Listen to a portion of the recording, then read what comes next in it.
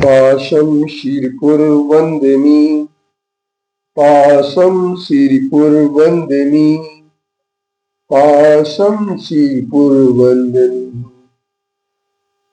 मित्रं पत्रं यत्र विहायसि पृथिविकुले स्थातुं क्षणं नाक्षमं तत्रास्ते गुणरत्नरोहणगिरि यो देवदेवो महान् चित्रं न करोति कस्य मनसा दृष्टा पुरे श्रीपुरे सश्रीपार्श्वजिनेश्वरो विजयते दिग्वासिषां शासनम् पत्र टिके न जहाँ अदर में गुण रत्नों का गिरिवर हो कितना विस्मय किसे नहीं हो चलो देख लो सिरपुर को देवों के भी देव पार्श्व जिन अंतरिक्ष में शांत रहे युगों युगों तक दिगंबरों का जिन शासन जयवंत रहे युगों युगों तक दिगंबरों का जिन शासन जयवंत रहे।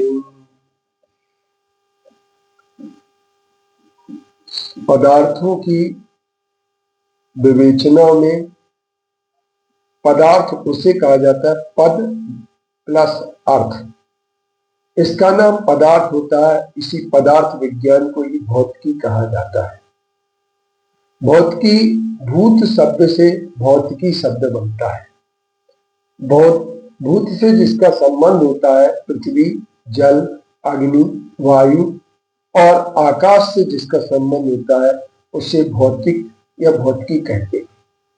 लेकिन पदार्थ विज्ञान के अंतर्गत भौतिकी जहां आता है वहीं पर द्रव्य, गुण और उसकी अवस्थाओं का विवेचना भी होती है। जैन दर्शन में पदार्थ का द्रव्य बराबर गुण प्लस पर्याय, गुण और पर्याय दोनों के समूह से द्रव्य की संरचना होती है और द्रव्य उसे कहते हैं द्रव्यति, द्रवश्यति, अद्रव्यत इति द्रव्य। विज्ञान के अंतर्गत जब भौतिकी को हम पढ़ते हैं तो भौतिकी विज्ञान में द्रव्य गुण की हमारे लिए जहां पर अध्ययन प्रणालिका मिलती है, जहां पर इनका अध्ययन किया जाता है, वहीं पर द्रव्य गुण के साथ साथ एक विवेचन और मिलता है। वह विवेचन यह है कि आचार्यों ने द्रव्य गुण और पर्याय को भौतिकी रूप न दे करके उन्होंने पदार्थ विज्ञान प्रमेय तत्व का रूप दिया।